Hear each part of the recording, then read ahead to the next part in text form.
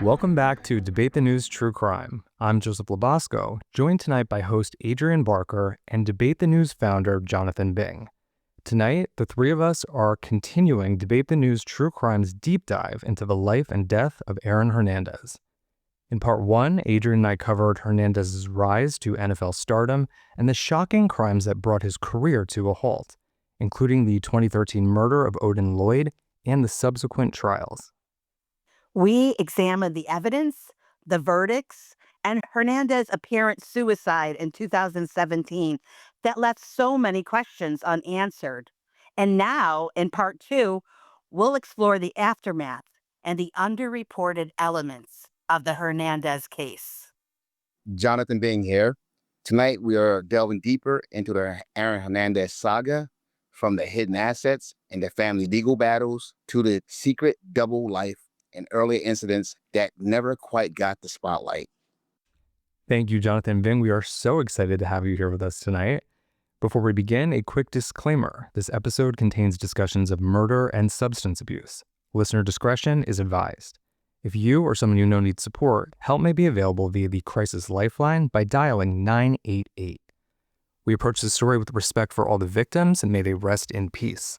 Adrienne, Jonathan, and I are not attorneys, law enforcement officials, medical professionals, or forensic experts. We research each case thoroughly, but the show is recorded live with minimal editing. Any factual errors are unintentional. Any individuals we discuss who haven't been convicted in a court of law are presumed innocent until proven guilty. The opinions of our guests and audience members are their own and do not necessarily reflect the views of myself, Adrienne, Jonathan, or Debate the News. Well, now that we got that out of the way, let's dive into the timeline. After Aaron Hernandez's shocking suicide in April 2017, a Massachusetts judge initially vacated his murder conviction under an old rule since he died before his appeal was heard. This sparked speculation that Hernandez might have exploited a legal loophole to secure financial benefits for his family. Some wondered if his daughter, Adrienne, can now claim the remaining millions from his Patriots contract once the conviction was voided. However, the state's highest court later reinstated Hernandez's conviction in 2019, abolishing that legal doctrine for future cases. The family's Massachusetts mansion in North Attleboro, Massachusetts, was sold, and the proceeds went into a trust for Aaron's daughter, Adrienne. Hernandez also had an NFL pension and Social Security benefits payable to her. A court-appointed trustee, attorney David Schwartz, was tasked with administrating the trust and finances. The trust bought Cheyenne a modest home in Rhode Island and covered its expenses, as well as Adrienne's private school tuition. Meanwhile, Cheyenne directly received around $150,000 per year from Hernandez's pension and Social Security, money meant to cover the child's daily needs. Cheyenne was serving as a conservator for her daughter, responsible for spending those funds on Adrienne and filing accurate accounting reports. In 2022, a bitter dispute erupted over how Cheyenne was handling the money. She requested over $10,000 from the trust to cover Adrienne's competitive dance classes. Trustee David Schwartz balked, noting that Cheyenne already had received six-figure annual budget for the child. And when he dug into the expense report, he allegedly found extravagant spending that raised red flags. Tens of thousands of dollars on clothing, including pricey personal items like maternity wear, home goods, self-care, such as a gym and salon bill, and large unexplained ATM withdrawals. Schwartz's attorney argued that these were over-the-top expenses unrelated to the little girl's benefit. For example, Cheyenne spent nearly $40,000 labeled as education, including a payment to a university, although Adrienne is not in college. She is a grade schooler. The trustee openly questioned whether Cheyenne felt entitled to Hernandez's money and was commingling the funds for her own use. Cheyenne, she denies any wrongdoing, insisting she has only ever spent money to provide a stable life for her children. She gave birth to a second daughter in 2018 with another man, moving forward with her life after Aaron. Her lawyer called the controversy much ado about nothing, saying any implication that she misused funds is Absolutely false. Cheyenne noted that nothing could bring back the lifestyle she lost. And at one point, she even tried to sue the NFL after learning Hernandez had severe CTE brain damage. But that lawsuit went nowhere. The trust fund battles remain unresolved for now. Schwartz asked the court to remove Cheyenne as the conservator, citing a 5-year pattern of alleged excessive spending and failure to follow court accounting rules. When he refused to pay the $10,000 tuition, Cheyenne sought to remove Schwartz as the trustee. As of the latest filing, the trust holds about $700,000 for Avielle, which she'll receive at age 25 if the money is still there. This tug-of-war over Hernandez's remaining money adds another tragic layer to the trail of chaos Aaron and his crimes left behind. Beyond the courtroom fights, there were other revelations about Hernandez's double life that hasn't been fully explained in our first part, part 1. During the murder investigation back in 2013, police discovered that Hernandez kept a secret apartment in Franklin, Massachusetts, described by one friend as a personal flop house few knew about. And for about $1,200 a month, Hernandez maintained this sparse condo as a private hangout, separate from the luxurious home he shared with Cheyenne and baby Avielle. When detectives searched the apartment on the day of his arrest, they found it littered with clues linking Hernandez to Odin Lloyd's murder. A white hooded sweatshirt like the one Hernandez was seen wearing the night of the crime. They also found a cat matching the one wore at the nightclub days before the killing. Even more damning, they uncovered boxes of ammunition of the same caliber used in the shooting. Investigators also had suspicions that Hernandez's secret apartment was tied to illicit drug activity. Court records showed that the search warrant for the Franklin condo wasn't just looking for clothes and ammo. Police had included a clause seeking evidence of drug dealing on the premises. They referenced the transient, ever-changing nature of the drug trade and even obtained a rare all-persons warrant to search anything found inside the apartment.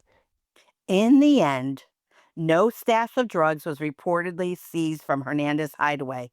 But the very fact that law enforcement thought a New England Patriots star might be running a side criminal enterprise was startling.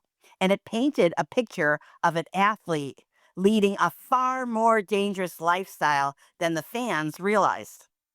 In April of 2027, just days after Hernandez died, a bombshell report by Newsweek stirred a new kind of controversy. Citing law enforcement sources, the article claimed Hernandez left behind 3 suicide notes, one to his fiancée, one to his daughter, and a third to a supposed prison boyfriend. Investigators were reportedly exploring whether Hernandez's secret bisexuality may have been a motive in both his crimes and his suicide. The theory was that Odin Lloyd had known about Hernandez's sexual orientation and that Hernandez feared this knowledge would get out. The salacious claims of a secret lover grabbed headlines very quickly, but Hernandez's attorney, Jose Baez, vehemently dismissed them.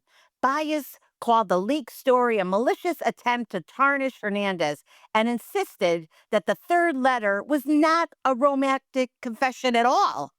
In fact, by the way, Baez hinted the mystery note might have been intended for him, Hernandez's lawyer, rather than an inmate lover. Others who knew Hernandez were stunned. Former classmates and teammates said Hernandez dated women and kept any same-sex relationships very private, if they existed at all. Notably, prosecutors had quietly investigated Hernandez's sexuality during Odin Lloyd's murder case, looking for any link to a possible motive. While preparing for trial, they even considered evidence that Hernandez flew into a rage after Lloyd allegedly used a homophobic slur towards him. However, the judge excluded that testimony. In January of 2020, a Netflix docuseries, Killer Inside the Mind of Aaron Hernandez, brought the issue to the forefront again. One episode featured Dennis Sansoise, a former high school teammate who claimed that he and Hernandez had been secret lovers as teenagers. The documentary also included prison phone calls and interviews hinting that Hernandez struggled with his sexual identity. After its release, Hernandez's fiancée spoke out to address this swirling speculation. Cheyenne said that Aaron had never expressed to her that he was gay or bisexual, but made clear that if he had, I would not have loved him any differently. And fighting back tears in a Good Morning America interview, she explained, "You can't describe someone's sexuality without them being here. I still can't tell you how he was feeling inside." Cheyenne added that the idea of Aaron's feelings he had to hide a part of himself made her feel awful. And she wished she could have told him that nobody should be ashamed of who they are. Aaron's older brother, DJ Hernandez, later collaborated that hidden pain in a 2020 interview. He revealed that during one of Aaron's final prison visits, Aaron tearfully told his mother, "You're going to die, never knowing your son." Hernandez's brother was also making alarming headlines of his own. DJ, a former college football player who had been a father figure to Aaron in their youth, suffered a severe mental breakdown in 2023 that led to 2 arrests.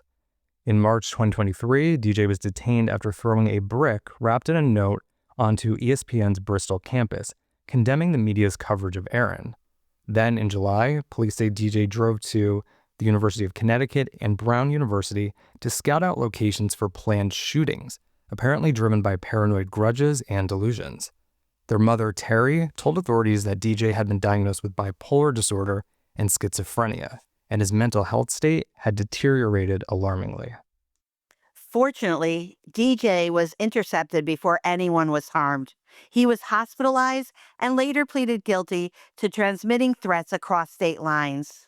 In February of 2025, a judge sentenced him to time served, the 18 months he had already spent in custody receiving the psychiatric treatment, along with mandatory mental health care and supervised release.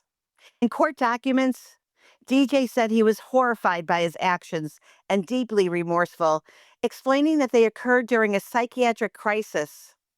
It was a sobering epilogue to the Hernandez family story. Even after Aaron's death, the ripple effects of his tragic trajectory and the demons he battled continued to surface in those closest to him. Revisiting Aaron Hernandez's past also shed light on red flags that appeared long before his NFL days.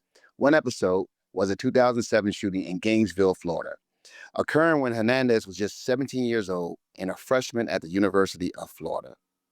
Early one morning, 2 men were shot and wounded while sitting in a car near campus after a nightclub outing.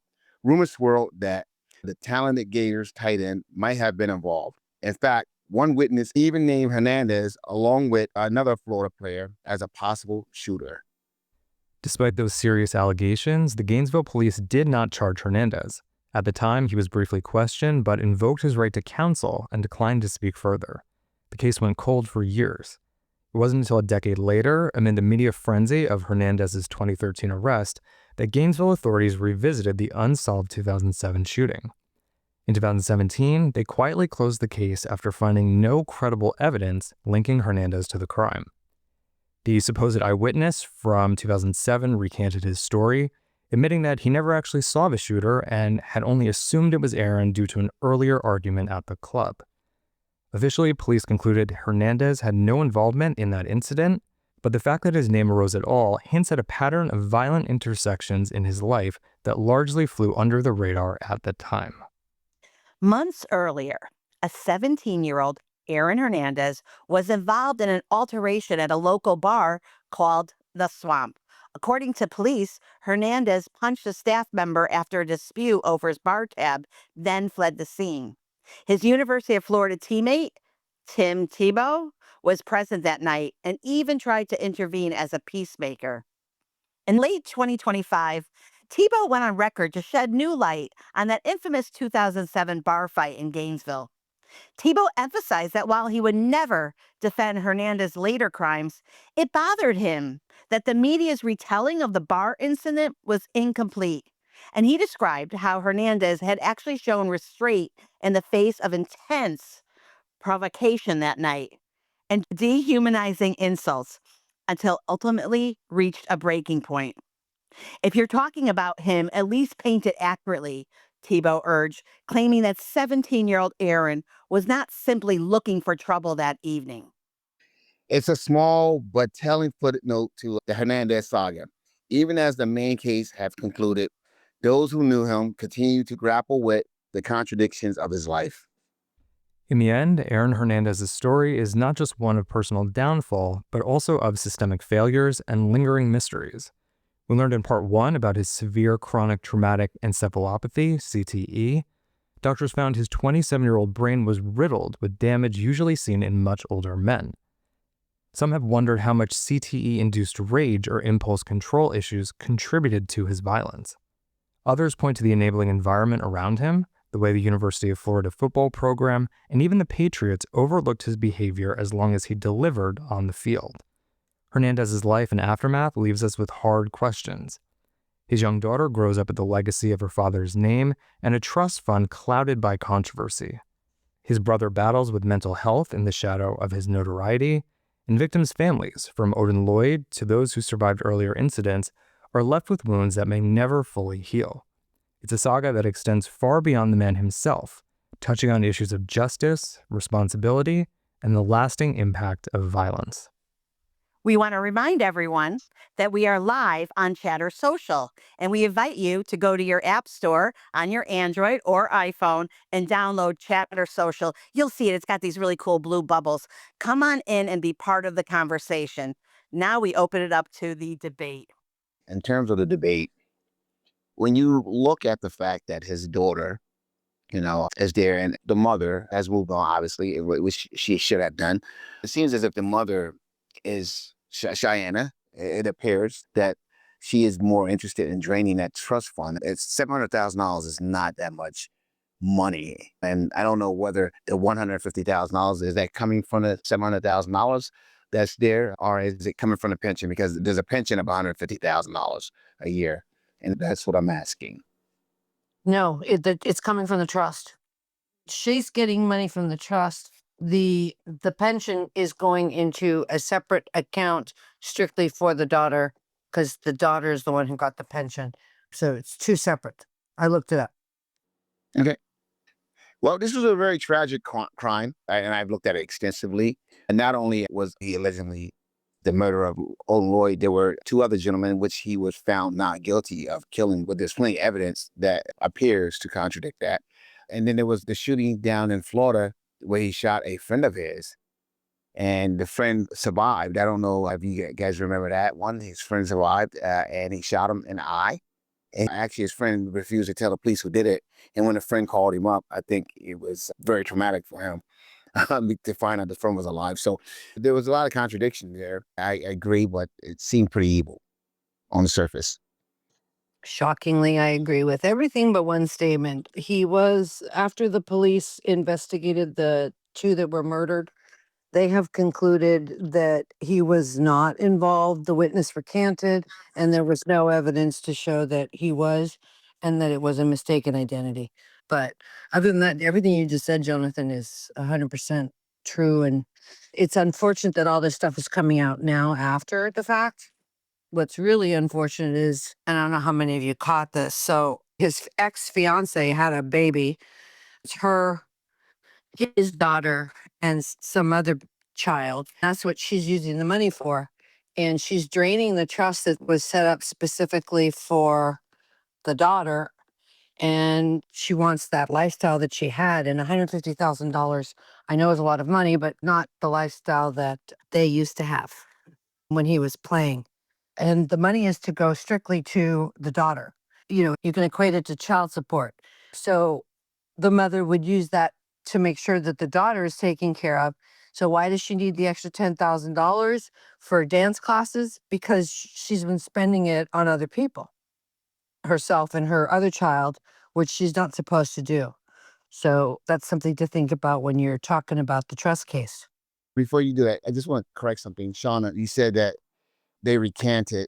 That's not correct. He went to trial and he was found not guilty. And when he was found not guilty, he killed himself. What I was speaking to was it was two people, two brothers that was shot and killed. All right. And that's what I was speaking about. And he went to trial for those two brothers and he was found not guilty. That's what he went to trial for. All right. And that's exactly what I was speaking to. I just want to put that out there because I don't want anyone to be confused, because I think you were confused about what I was speaking about. He was found not guilty and he committed suicide shortly thereafter. Now, I did mention the gentleman down in Florida that he shot. All right. And that gentleman has come forward and has said that Aaron Hernandez has shot him. So if you're talking about something, the shooting that was just mentioned earlier, I didn't speak to that at all. You're correct. I apologize. Yeah, that is correct. And there was a witness who recanted, but that wasn't a trial. That was an investigation to another unrelated shooting that happened when Aaron was in college. Yes. So speak on the money with the pension. I don't think anybody would expect that the kid would get all the money and the mom would be living a different lifestyle than the kid would be living, because she's actually raising the kid. So in my opinion, he had a kid by her, so she deserved to benefit from the money just as well as the kid should benefit. I'm not saying that she should spend it 100% on herself and the kid don't get any, but I think anybody who's like going after her for that, they probably want control, probably another family member that may want control of that pension. But it'll be unrealistic to think that somebody getting a pension for their kid and their kid will be getting 100% of that, and the parent that's left here to raise their kid wouldn't benefit at all from it. So the pension and the trust are two different things. He had his pension from the NFL. When they sold the house, a trust was established. And there's one guy who's the trustee and she's the conservator. And that's the case. It's the trust case that's in court. And what was several million is now only 700,000 left, if that helps too. Was she like the executor? So she is serving as the conservator for the daughter, but they do have a different individual overseeing the trust. And that's the one who flagged the purchases, and then she tried to get him removed. Right. So yes. So the trust is set up specifically for the daughter as well. And that's why she's the conservator. And yes, Chu, you're correct that she deserves, it's like I said, it's similar to child support where, you don't just take care of the child, you have to get your own living expenses covered, electricity, rent, house, whatever. Although out of that trust, a house was bought for them. And smaller, but them. And then the $150,000 that she gets a year is supposed to go towards their living expenses, but also for the daughter's private school and whatnot. And there's alleged mismanagement of that. And how old is the daughter now? She's 12?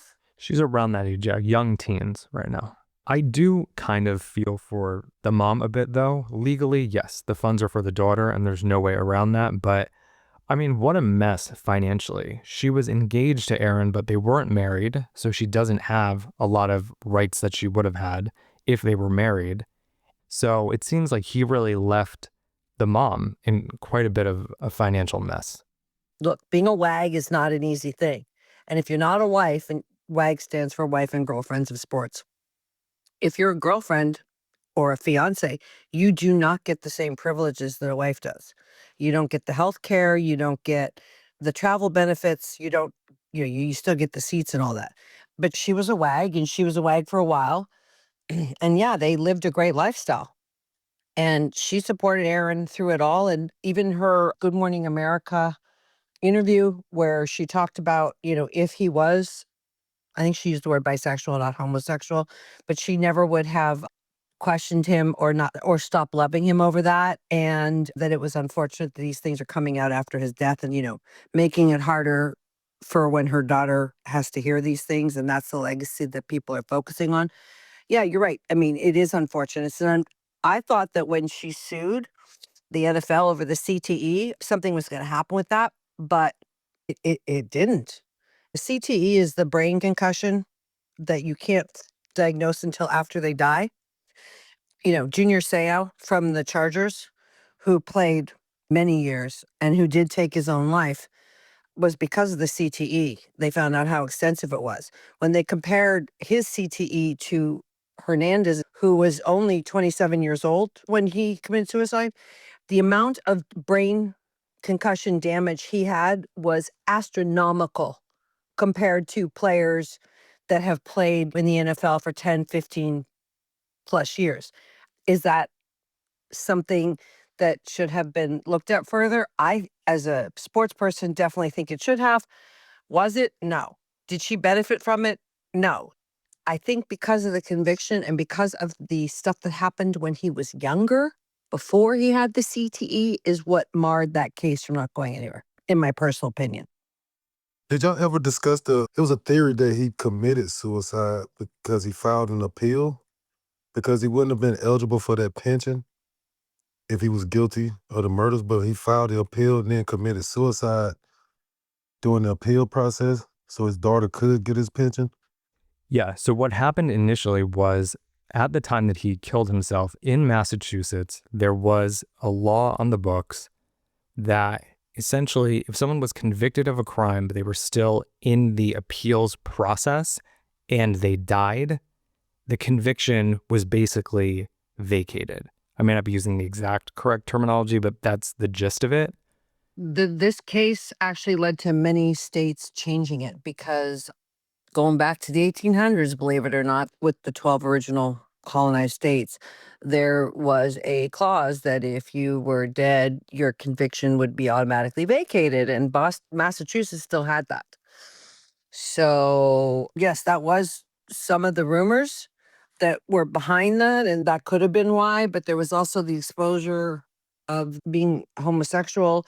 That was also an issue that people brought up as to why he did it. There's so many theories, and unfortunately, we're never going to know because he left those 3 notes, and each note was different. And his attorney, Baez, came out and said that the note was not to his lover, but was actually to him. So, I mean, it's very sad because we're never going to know anything at all about what was true and what wasn't, except for based on that documentary with regard to what happened. But what do you all think about like the NFL oversight and player welfare? That's a great question, Shauna. So Hernandez led a double life, indulging in drugs and even maintaining a secret flop house while playing for the Patriots. What responsibility do these organizations like the NFL or the Patriots have to make sure that their players are okay off of the field? Could more proactive intervention or support have maybe prevented some of this? I'll start off by saying that the NFL has gone to great lengths to make sure that its players are well taken care of. You know, the awareness of CTE is something that's relatively new. I think that the NFL, now that they've been made aware of how serious this is, and they paid a lot of money out due to this. So I think, the players today are going to benefit, unfortunately, from what happened to the players of yesterday. And they have these big domes, these cushions that they will put on top of the helmet during practice now and during training camp. But let me just say this right here. The players also are aware of it, but the players are aware of CTE and what dangers they're possibly putting their body in. So I think the players have to take some responsibility as well because they're paid a lot of money. And I know many may not agree with me, but we want to take that risk. You can't say you want to take that risk, now that we know it's out there, and then go back later on and say, oh my gosh, look what you did to me. You can't have it both ways. You can't get fame and fortune, extravagant fortune, and then cry foul now that you're aware. Now, the players that weren't aware back then, and the NFL wasn't aware as well, you can't fault them. But the players of the day, they're well aware of what they're facing. I land. Jonathan, in your state or in other states that you know of besides mine, do you know about what they're doing with regard to like kids and high school and college? Because in California, because of Junior Seau, there's all sorts of special equipment and helmets that they wear starting in not Little League. What is it called? Pop Warner football? Yeah, they're like once again, they're using the Guardian. The Guardian is the shell that they put on top of the helmet now. So a lot of people are using the Guardian now. But once again, Shauna, when you know better, you do better. We didn't know, all right, about CTE. And believe it or not, football isn't where you're going to get the most severe cases of CTE. I think basketball and boxing ranks higher than football, believe it or not. Women's soccer is one of the highest ones too. Yes. Women's soccer and boxing. I've never heard of basketball, though. That's interesting. I'll have to look that up. But yeah, I mean, people now know about it, and they have to protect starting young, especially because of concussions that happen in high school football or in college football.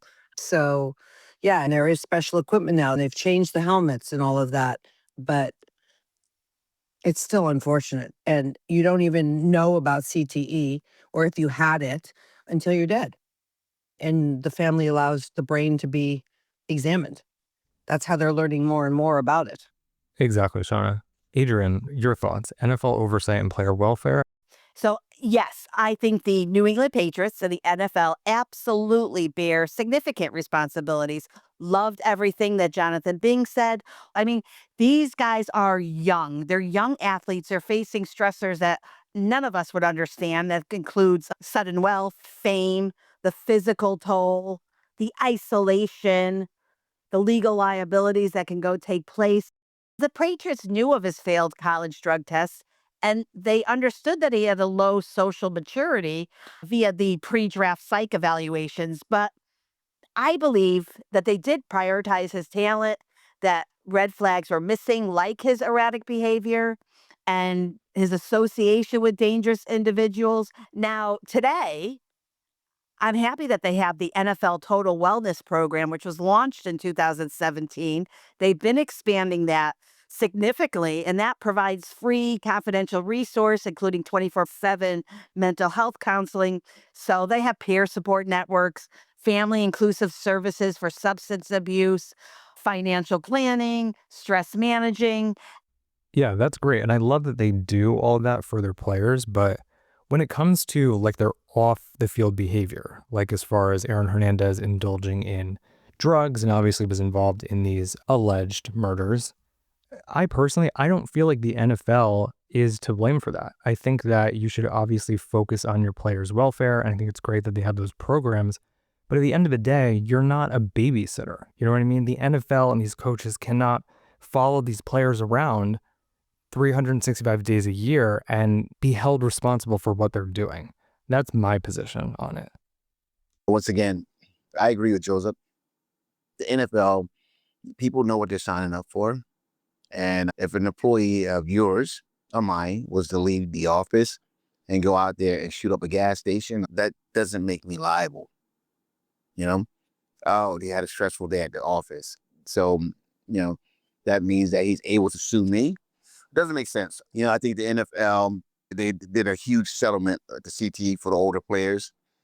It happened as a result of workplace conditions. That's fine. However, everyone is knowledgeable. Everyone is made aware of this in Pop Warner, high school, and college. But if they decide to pursue a career in this, then yeah, that's fine. And who's to say that this happened as a result of an NFL career? It could have happened because of a collegiate career, or if they are a three-letter sports person, wrestling, or basketball, baseball, and football. Who's to say that it didn't happen during those years? So I think we're putting a lot of, I guess, unfair expectations on the NFL. With that, I'll end. Yeah, I agree, Jonathan. I think that while we know CTE is a serious condition, and like you mentioned, the older players did not know what they were signing up for in that regard. Now we know a lot more about it. But based on my understanding, and again, not a doctor, what do I know? But having CTE doesn't make you go out and murder people. So I think that narrative, to me, that doesn't quite make sense. I think having CTE can 100% cause you to do something like that because you're not in your clear mind. And like somebody stated before, when they examined his brain, it was damn near mush. You know what I'm saying? And we all know that pressure on that skull and the swelling of the brain, then it starts to malfunction. And I think it's very possible for him to commit crimes like that and do what he did. I appreciate that, Aaron. You had a little bit of background noise, but I think we got that. Anyone else? Do you agree with Aaron or do you agree with me and Jonathan or somewhere in the middle? I agree with you guys, but I also disagree when it comes to specifically Aaron Hernandez because of the amount of damage to his brain.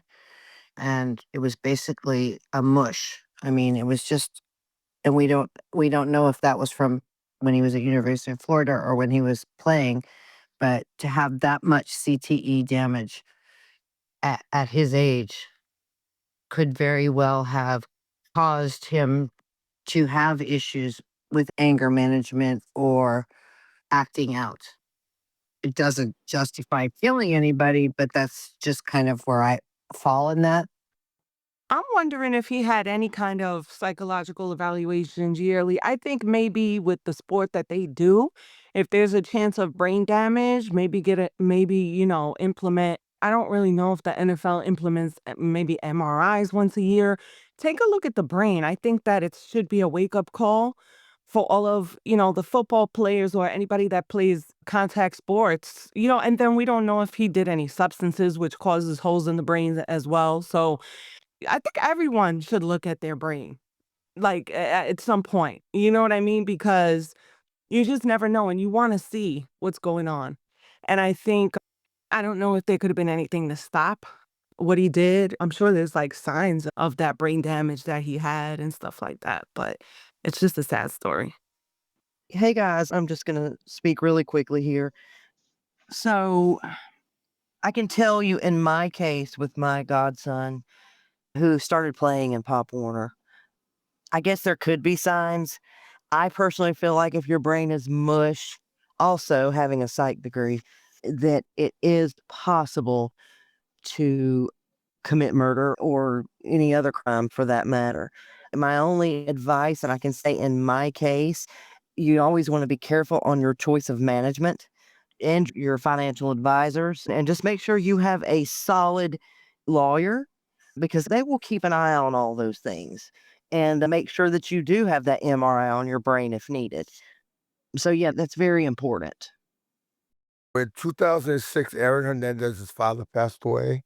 That's when he started to rebel and started hanging around with the gangs. He shot one guy in the eye in Florida. He killed somebody in Connecticut, in Bristol, Connecticut. It had nothing to do with the NFL and the brain injury and stuff. This guy, when his father passed away, he got into the gangs. He was big into, they call it water. He was big into that. He got big into drugs. If you talk to anybody in Bristol, Connecticut, they'll tell you all about Aaron and his cousins and everything else. Oh, sorry. My grandson's all over me. But yeah, it had nothing to do with brain injury on this one. This one was straight. He thought he was above the law and he just took everything to his own hands. Well, before his father passed away, he was an honor student. Once his father passed away, he had no father figure. He went to the gangs, and that's how he got his father figure. Kevin brings a really good point there because we're speaking about CTE and NFL's responsibility. I mean, he already attempted that based off of the testimony of the gentleman, the victim. He attempted to kill him. He shot him, left him for dead, thought he was dead. I'm not doubting that the CTE was there because that was a diagnosis. Unfortunately, you can't diagnose CTE while you're alive. You can only be diagnosed after you're dead. But if you want to blame the NFL, how can we blame the NFL? Does that mean that the gentleman that was shot down in Florida, he gets to go back and sue the NFL, even though Aaron Hernandez did that because, quote unquote, the playing in the NFL possibly led to his CTE? Just doesn't make sense. So, Kev, you're absolutely right. I agree with you 100%, sir. No, if you want to talk about CTE, you look at Junior Seau. He's a perfect example of what happened to him with the NFL. I mean, he killed himself due to the brain injury, but Aaron had nothing to do with CTE. I got to agree with Kev here. Football is 156 years old, right, in this country. And remember, back then, they would play with leather helmets, right? There has never been a case where somebody just goes out and starts committing murder, right, with the brain damage, and especially going back then when they played with less equipment. So, yeah, I'm with Kev on that one. I don't think you could really say that because they didn't have the technology that we have now. You know what I'm saying? And those situations, we don't know if they had CTE, but there's no way possible that they could not have had CTE back then when they were wearing leather helmets and cause some of those men to go home and beat their wife's ass or kill somebody or be irrational or turn some tables over and not knowing what's going on with them. And I also think that when it comes to the NFL, I'm pretty sure they make sure that they find themselves not liable for them getting CTE. It's like boxing. You're signing up for a sport where you're going to get punched in the head 1,000 times plus in your career if you have one. You know what I'm saying? And you're going to get the cauliflower ears. You're going to be missing teeth the same way with hockey. You're going to lose teeth. It's a part of the sport. But I just feel like, you know, the money, I'll give a perfect example. Personally, I worked in a city where there was a lot of factories, and my cousins and my uncle were supervisors and did really, really well. But the factory killed all of them. They all died from radiation exposure and chemicals exposure. They made tile flooring, and they're all dead from working there. They left a lot of money behind, but they're all dead right now. So I think that money a lot of times causes people to ignore the dangers of it, and they don't care because they're trying to, prove their situation. And with Aaron Hernandez, I feel like, okay, he committed that crime, but once he started playing professional football and maybe the CTE started getting worse and worse, it made his behavior worse, especially if he already started out with somewhat of a bad behavior and was kind of a out of control person. That CTE is just gonna, just make it worse. He had a brother that went by DJ Hernandez who had serious mental health issues. He was bipolar and schizophrenic. Does anybody think that it's possible that, instead of CTE, instead of drugs, is it possible that he had mental issues, since we do know that that can be a hereditary or a family trait? It's possible for him to have a hereditary mental illness, and it's also possible for it to be untreated. Like, I just think that there was neglect, I mean, it definitely could be, what Kev was saying about the behavioral issues, the street issues, the violence, the this, the that. Yes, that could be 100% possible in combination with untreated mental illness. And they said he was diagnosed with CTE after they did the brain scan, that as well. So all of those things could definitely be possible. I think we can all agree that his brain wasn't healthy. And in a result of an unhealthy brain, these are the kind of things that can happen. Yeah, I think it definitely could have contributed to it. He was using hardcore drugs though. Like he was taking PCP and sprinkling it on his marijuana blunts. So I think that, those hallucinogenic drugs mixed with the CTE, mixed with a lot of other stuff, definitely could have contributed. But I think it's possible he had a mental illness on top of it. We often see substance abuse and mental illness going hand in hand. People are self-medicating. So yeah, I think it's definitely possible. I do too, Joseph, and you're right. Usually when you have a substance abuse issue, we oftentimes say the drugs or the alcohol is not the problem. The problem is the underlying mental health issues that are not taken care of, basically. Undiagnosed people. And it just sounds like a multitude, many issues that he had, from possible mental health, even hereditary mental health issues, to drug issues. And any hallucinogenic can stick with you for life. Like you can do a spinal tap and see how many hits of acid somebody's done, on to CTE. So it just sounds like a combination of things. Yeah. Very unfortunate. In all honesty, I don't think it was any of this stuff. I think he was a stone cold murderer. I watched the trial. It was on court TV.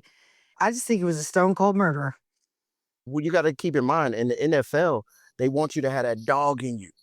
They want you to be a maniac. They pick people that are crazy. You know what I'm saying? So I feel like players are pressured to be absolute maniacs as well.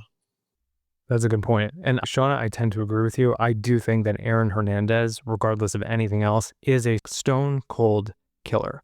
This wasn't one incident where people got into a fight and a gun went off. This was multiple different incidents, multiple different murders. He shot his drug dealer in the face. That is crazy to me. I didn't even know about the PCP. I suspected substance abuse when Because I remember seeing like a picture of the holes in the brain and people talking about how damaged the brain was.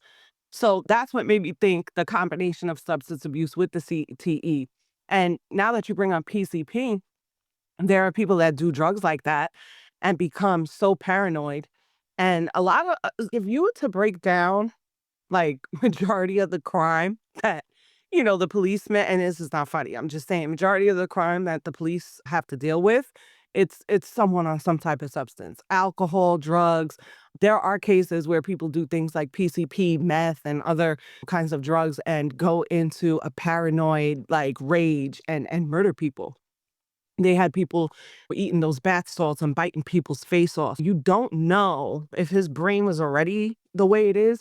You don't know how the drugs affected him. Substances definitely can make a person commit murder based on them not being right in the head when it happens. And I'm not saying that was Aaron Hernandez, but it definitely can alter the mind depending on what drug you take, the combination of drug and how much drugs you take. So, Joseph, Angie, Jonathan, I actually think that it's extremely likely that he suffered from serious untreated mental health disorders, in addition to the CTE and the trauma, and including the use of the drugs. Now, this is my opinion, and I am definitely not a doctor, nor do I play one anywhere. But it is common heavy substance abuse as self medication in undiagnosed and untreated bipolar. And if you go back through, there was plenty of evidence that actually does suggest that he had significant mental health issues. So I won't go through it all, but I'm sticking to that. That's what I believe. I hear you, Adrienne, but in the incident specifically where he shot the drug dealer in the face, I think he was on drugs in that moment and he probably was paranoid, but it was because that drug dealer was with him when he committed another murder. So to me, even though he was paranoid, even though he was on drugs, to me, that's him wanting to take out a loose end for a previous crime. And to me, there's a level of awareness there with that. Joseph, yes. And there's two things that we see often with addicts, and it can go either way. We see a lot of crimes committed when they're on the drugs, and depending on the drug and the withdrawal, we see a lot of crimes off the drugs during withdrawal because people are panicking, they're in withdrawal, they're sick, and they need their fix and they need it now. And if you aren't handing it over or you're giving them HELL, well, yeah, things can happen. So, yeah, it could either go both ways. Have you ever been a sober person around somebody that either you run into on the street that just took a type of drug?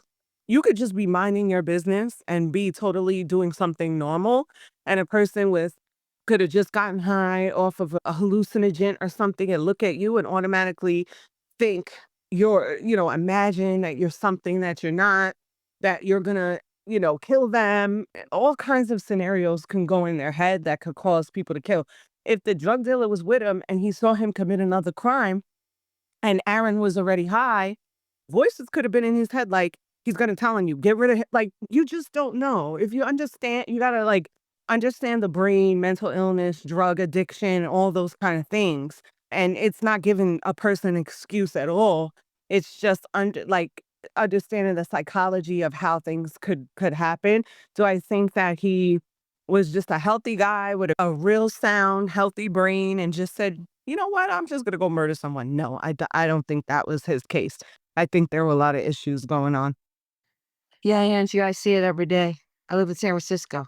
The new hospital slash medical facility, which is the one that I have been going to for all my treatments and stuff, it's just down the street.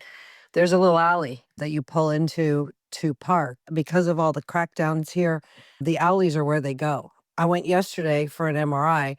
It's half a block in an alley, and I saw at least 20 people shooting up. You can walk in certain areas in San Francisco, and you got people mumbling, you got people waving knives, you've got people doing all sorts of crazy things. So I think anything could happen.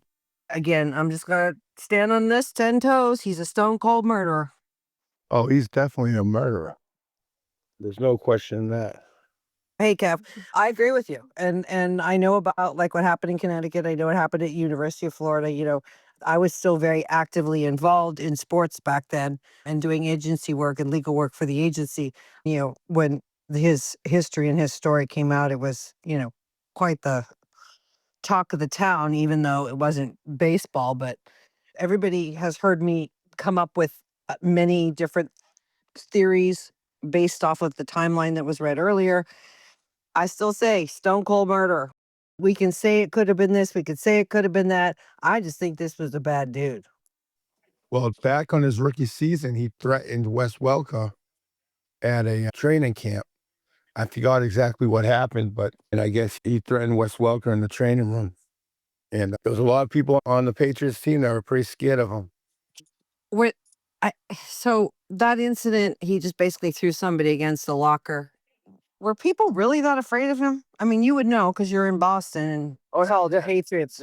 You followed the Patriots and probably got news that the rest of the country didn't. But were they really afraid of him, or were they just thought he was crazy? Because they certainly celebrated him on the field. Well, you could celebrate somebody on the field as a teammate, but you can still be scared of them in real life. A teammate in like my grandson's beating me with a spoon right now. I'm scared of him right now, but I love him to death. Stop hitting me. You are too funny. No problem, Kev. If you can, once you're not getting hit with a spoon, I heard some rumors swirling around that Hernandez may actually be responsible for other murders that haven't been spoken about. If you can and you want to speak on it, you don't have to. Have you heard any types of rumors like that? There's rumors going around. There's always rumors going around. Like the two guys that were killed in Boston, they were killed because they looked at him funny. And that's what got Odin Lloyd killed, because the fact that supposedly Odin Lloyd told somebody what happened. And that's what got him killed. I mean, there's a lot of rumors that go around, but they're all rumors. There was a cop I spoke to that actually lived in Bristol, Connecticut. And he said that once his father passed away, that's when Aaron started hanging around with the gangs and everything. Before that, he was actually an honest student, a good kid. And once his father passed away, that's when everything changed. And there's other rumors going around with his, shit, I forget the girl's name, the one that was hiding the car. Like, she was one of the kingpins in the gang that they were at. There's just a lot of weird shit that happened. And there's still weird stuff going on. Like right now, his ex-wife is about to get arrested for spending all that inheritance that goes to his kid. No, that's in court. That's in court. She's not about to get arrested. All right, yeah, arrested in court. I don't know. No. It's a civil suit for misappropriation. I mean, if it is found that she committed fraud and misappropriation through that trial, I mean, it's possible she could get arrested. But right now, there's no pending criminal on her. It's a civil case. But Kevin, how old was he when his dad died? Do you know? It happened in 2006. His father passed away in 2006. So I'll Google when he was born. I think he was like 16. I want to say like 15 or 16. Yeah, him and I are like about the same age, and yeah, like 16, 17, probably around that age. He was born in 89. So he would have been 16 in 2006. I wanted to pose something to the floor before you close out. If we were talking about a mental hospital, for example, right? There's a reason why they restrain and contain those people, because they're crazy and they will murder you in any moment.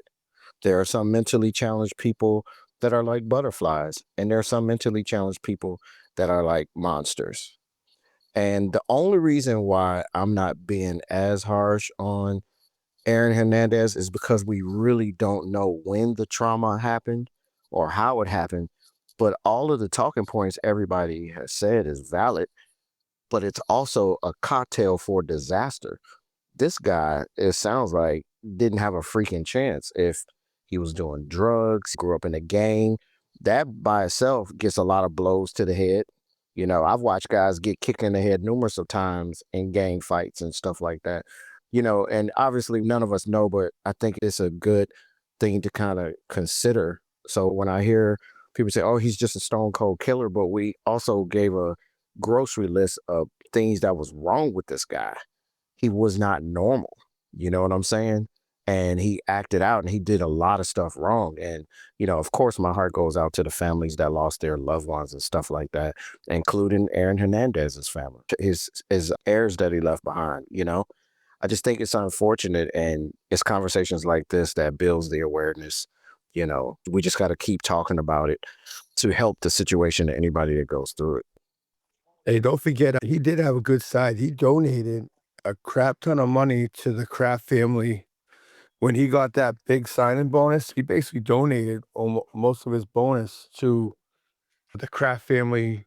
He also begged Belichick to trade him out of the West Coast to get away from the East Coast. He said he was scared for his life. He knew he wasn't good where he was at. I think if he would have went to a West Coast team, things would have been different. I think that the fact that he was so close to home, I think this had a lot to do with later on with what happened. If he would have went to a West Coast home away from everybody, I think things would have been different. Because he brought a lot of his friends with him. A lot of his friends weren't good friends. Yeah. You know what? The whole situation is tragic no matter what. We'll probably never know exactly what was going on in that brain of his when he committed these crimes, but it's sad. He was extremely talented, good looking. A lot of people described him as the life of the party. He had a side to him that really was the opposite of a monster. So it's just a tragedy all around for his family, for his life, and for the lives he took. In terms of Aaron, this is a case that particularly I feel sorry for the daughter. And, Cheyenne, I don't know exactly how I feel about how much she knew and how much she didn't know, because it seemed like he's out there killing and, doing all the other things that it's hard to believe that she didn't know. So, the fighting of the money, I'm glad that the Massachusetts Supreme Court went back. And the reason they went back and I guess reinstated that conviction is because what they did not want to happen was that Odin Lloyd's family was not going to be able to sue the estate without that. So they went back and overturned that, and they were able to pursue their lawsuit because it was better with a conviction on record. So, a lot has come out of this case. It's a tragedy. It's a real tragedy. And it just goes to show, some of the people that we idolize, they're probably not worth idolizing. So I'll leave it there. Aaron Hernandez, I think, was a very evil person, wicked person, had his own demons. And instead of dealing with them, he wanted to put an outward persona out there as a tough guy to mask his personal turmoil, if you may. Absolutely. All right. Well, this was a great conversation. We want to thank our special guest host, Jonathan Bing, for joining us tonight. He is phenomenal as always. He is the founder of Debate the News, and this podcast would not exist and would not be possible without all of his support. So I think everyone should download the Chatter Social app, and you can come join us in the regular Debate the News or Debate the News True Crime. You will find the regular Debate the News usually around 9 o'clock East Coast time we start. We talk about politics, current events, all different types of things. You'll see me and Adrienne in there. You'll see a lot of the speakers that you hear on our podcast. So Chatter Social, you can download that on the Google Play Store or the Apple App Store. Also, shout out to Danielle, our producer. Shout out to Tu. He runs DTN Local. So if you come in the afternoon or a little bit earlier in the evening, you'll see his room. He keeps DTN running when the rest of us aren't. So he's a huge asset and a huge part of the team. And of course, shout out to Adrienne, the other host of Debate the News True Crime. She is fantastic. This would not be possible without her. And shout out to you, Joseph, who hates to be shouted out, but you did an amazing job as well. And you always do. So thank you. And don't say you don't deserve that. Thank you, Shauna. And shout out to everyone who came out. We could not do this show without you guys, so it does not go unnoticed, and it is appreciated. So, in closing, Aaron Hernandez's story remains a cautionary tale of talent, temptation, and tragedy.